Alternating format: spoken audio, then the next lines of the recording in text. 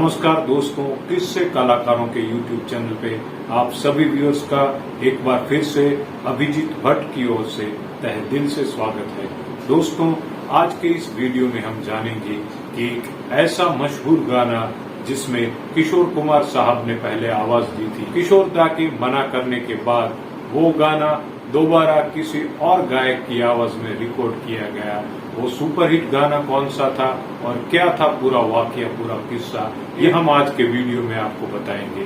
दोस्तों, अगर चैनल को सब्सक्राइब नहीं किया है तो इसे तुरंत ही सब्सक्राइब कीजिए और बेल आइकन को प्रेस कीजिए। सन 1985-86 में निर्देशक टीनू आनंद और महानायक अमिताभ बच्चन, यह दोनों अपने एक महत्वाकांक्षी प्रोजेक्ट पे काम कर रहे थे और वो बहुचर्चित फिल्म थी शहंशाह। 1988 फरवरी में ये फिल्म रिलीज हुई थी, लेकिन इस फिल्म की योजना 1985-86 में इन दोनों के द्वारा की गई थी।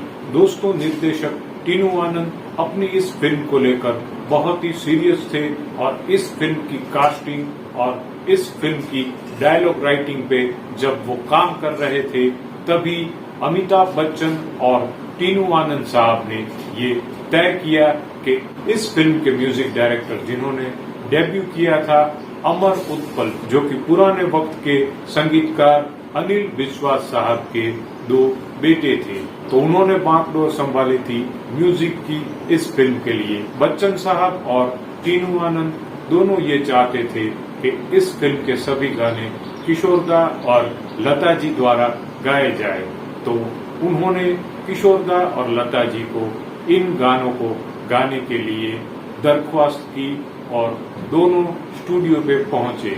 दो गाने ऑलरेडी रिकॉर्ड हो चुके थे। एक गाना था अंधेरी रातों में, जो कि इस फिल्म का टाइटल सॉन्ग था। किशोर कुमार साहब ने इस गीत को गाया था और बहुत ही मशहूर हुआ था ये गाना। अंधेरी रातों में सुनसान राहों पर शहंशाह कहते हैं।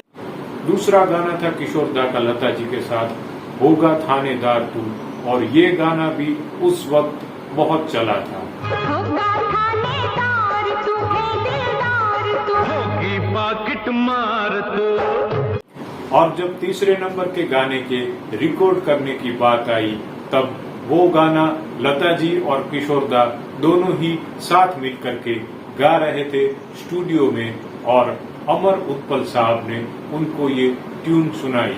बाद में किशोर दा और लता जी ने उस ट्यून को समझकर, सीखकर गाना गाना शुरू किया। लेकिन किशोर दा ये फील कर रहे थे कि कुछ कमी है इस गाने में। गाने की धुन तो अच्छी थी, किशोर दा ने कहा इस गाने की धुन भी अच्छी बनाई है, लेकिन दिक्कत ये है कि आज के दौर में, यानी कि वो वक्त था मिड 80s का, और तब 80s की शुरुआत से ही डिस्को और फास्ट टेम्पो के गाने बॉलीवुड म्यूजिक में और पब्लिक में बहुत ज्यादा चल रहे थे मार्केट में। तो उनको लगता था कि इस गाने की गति, इस गाने की जो लय है वो काफी कम है। जब किशोर दा ने अपने दिल की बात संगीतकार अमर उत्पल को बताई, तो अमर उत्पल का ये कहना था कि आज से 10 या 15 साल पहले का, यानी कि अर्ली 70s का जो दौर था, उस दौर के मुताबिक जो गाने बन रहे थे उस वक्त, उस ट्रेंड का गाना उन्होंने यहाँ पर बनाने की कोशिश की है, और उनकी ये रिक्वेस्ट थी कि ये गाना एज इट इज जैसा बना है वैसा ही रिकॉर्ड किया जाए। लेकिन किशोर दा ने उनको समझाया कि ये गाना आज के दौर में फिट इसलिए नहीं बैठता क्योंकि गाने का टेम्पो कम है, यानी कि जो गाने की स्पीड है वो उससे डबल होनी चाहिए। इस बात से लता जी ने भी इत्तेफाक किया और उन्होंने भी ये सजेस्ट किया कि किशोर दा की बात सही है, आजकल ऐसे स्लो गाने नहीं चलते हैं, तो इस गाने का टेम्पो फास्ट होना चाहिए। बहरहाल इतना कहने पर भी अमर उत्पल माने नहीं। खैर, किशोर दा और लता जी तो बहुत बड़े प्रोफेशनल थे, उनका जो तजुर्बा था उनके हिसाब से उन्होंने अपनी बात रखी।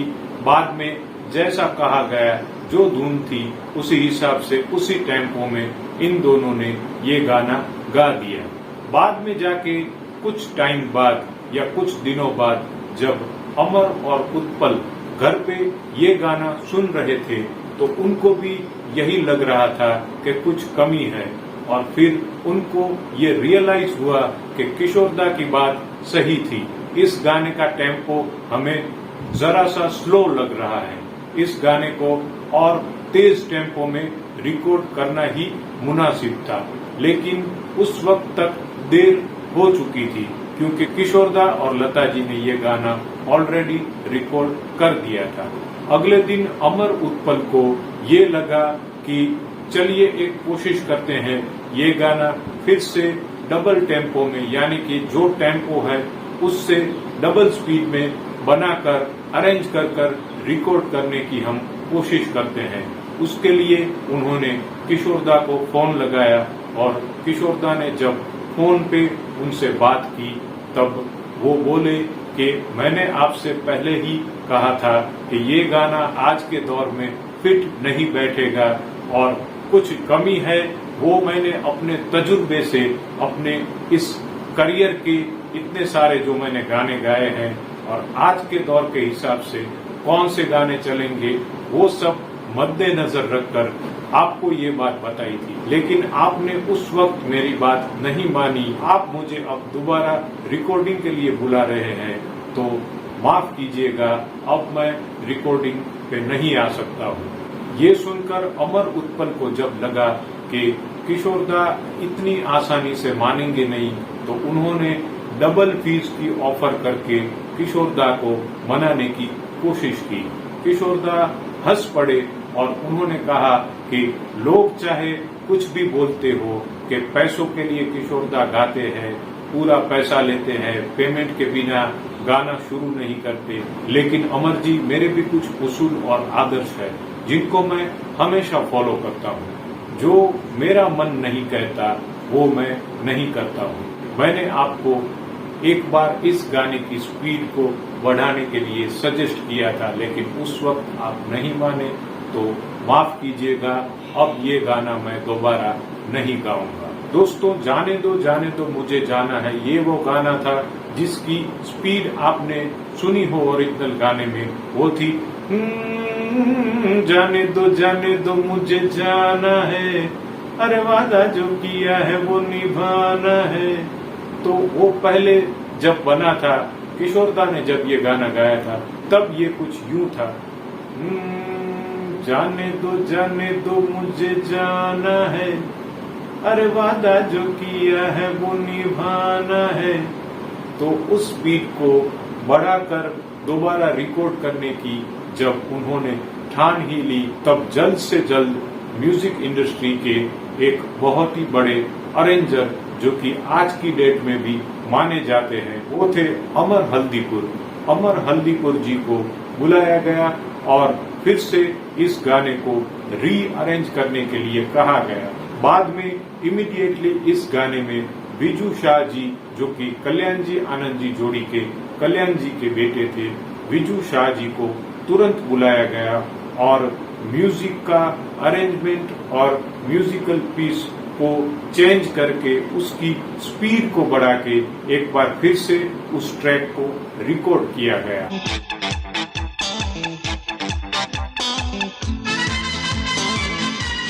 कहा जाता है कि लता जी ने ही ये सजेस्ट किया कि ये गाना अगर किशोरदा गाने को मना कर रहे हैं तो अभी एक उभरता हुआ कलाकार जो कि मोहम्मद अजीज, मुन्ना अजीज के नाम से जो जाने जाते थे, उनको बुलाया जाए।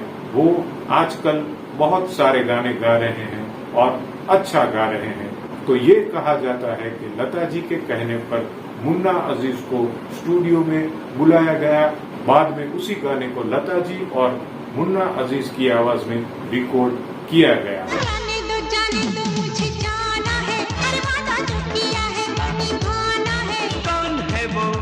बाकी के जो गाने रिकॉर्ड करने से रह गए थे वो भी मुन्ना अजीज, मोहम्मद अजीज की आवाज में रिकॉर्ड किए गए, जैसे कि ओ बहना मेरे जीजा जी का क्या कहना। इस गाने के 2 वर्जन थे, वो भी किशोरदा ही गाने वाले थे।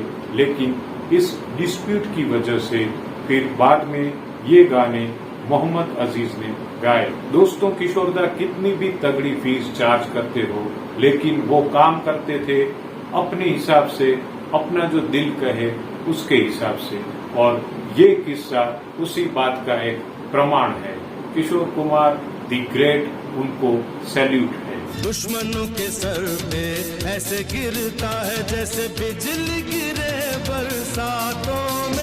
कैसा लगा आज का किस्सा? आप अपनी राय कमेंट बॉक्स में जरूर लिखिएगा।